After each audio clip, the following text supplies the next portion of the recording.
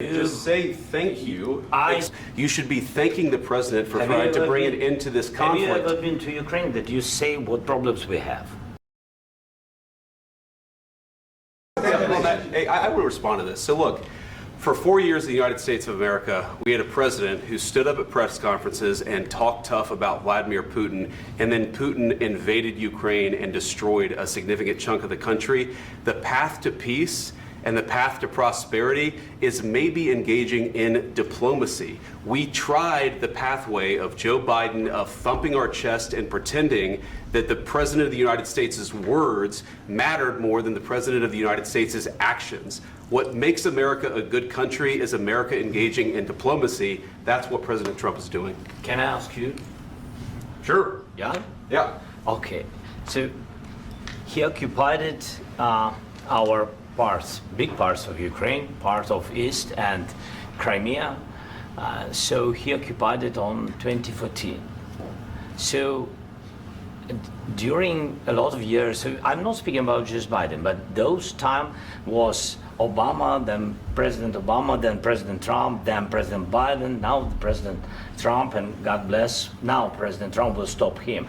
But during 2014, nobody stopped him. He just occupied and took.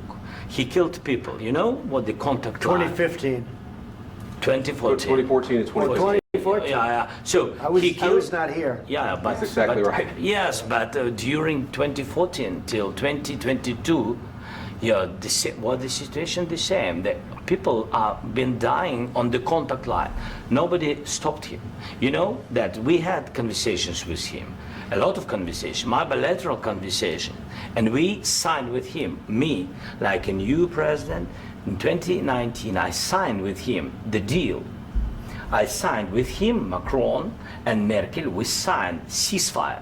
Ceasefire, all of them told me that he will never go.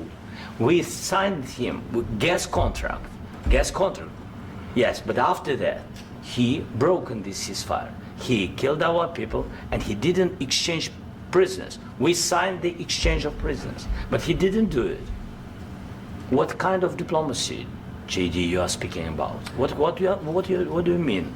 I'm talking about the kind of diplomacy that's going to end the destruction of your country. Yes, but if you Mr. President, with respect, I think it's disrespectful for you to come into the Oval Office and try to litigate this in front of the American media. Right now, you guys are going around and forcing conscripts to the front lines because you have manpower problems. You should be thanking the president for trying to bring it into this conflict. Have you ever been to Ukraine that you say what problems we have?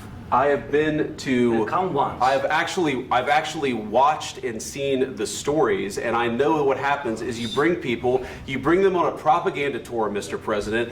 Do you disagree that you've had problems bringing people into your military? And do you think that it's respectful to come to the Oval Office of the United States of America and attack the administration that is trying to prevent the destruction of your country? A lot of questions. Let's start from the beginning. Sure. First of all, during the war, everybody has problems, even you, but you have nice ocean and don't feel now, but you will feel it in the future. God bless. You don't know that. God bless. You God bless. You will not. They should have. Have you said thank you once this A lot entire of meeting? times. No, in this Even entire meeting, today. have you said thank Even you? today. You went to Pennsylvania and campaigned for the opposition in October. Offer some words of appreciation for the United States of America and the president who's trying to save your country. Please, you think that if you will speak very loudly about the war, you He's can... not speaking loudly. He's not speaking loudly. Your country's in big trouble. Can I Wait a answer? minute. No. Can You've I done a lot answer? of talking. Your country is like this. Again, I tell you. just say thank you. I said a lot of times to American people. Except that there. Just say thank you. I said a lot of times to American people. Except that there. I said a lot of times to American people. Except that there. All this for our great people. Thank you so much. In all our cities, in each and every family, I hope my words of respect and gratitude resonate in each American heart.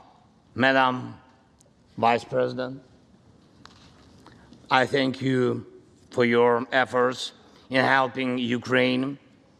Madam Speaker,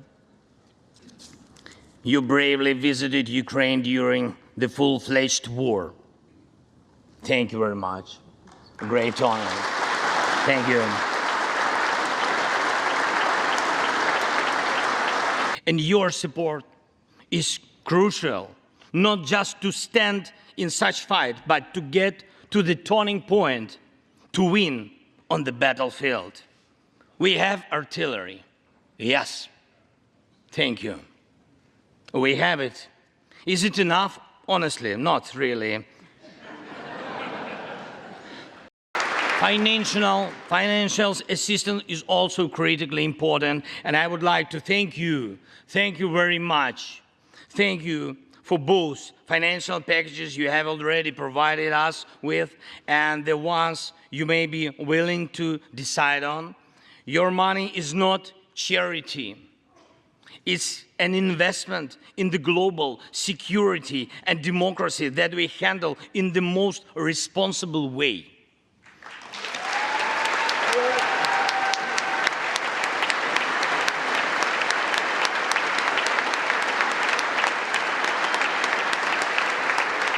And the summit which can be held, I'm glad to stress that President Biden supported our peace initiative today. Each of you, ladies and gentlemen, can assist in the implementation to ensure that America's leadership remains solid,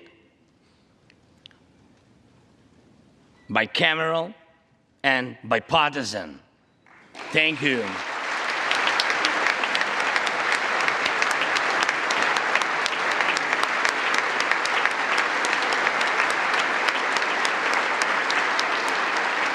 I want to thank you, all of you. I thank every American family which cherishes the warmth of its home and wishes the same warmth to other people. I thank President Biden and both parties at the Senate and the House for your invaluable assistance. I thank your cities and your citizens who supported Ukraine this year, who hosted our Ukrainians, our people, who waved our national flags, who acted to help us. Thank you all. From everyone who is now at the front line, from everyone who is evading victory. Standing here today, I recall the words of the President Franklin Delano Roosevelt, which is, I think, so good for this moment. The American people, in their righteous might, will win through to absolute victory. The Ukrainian people will win too, absolutely.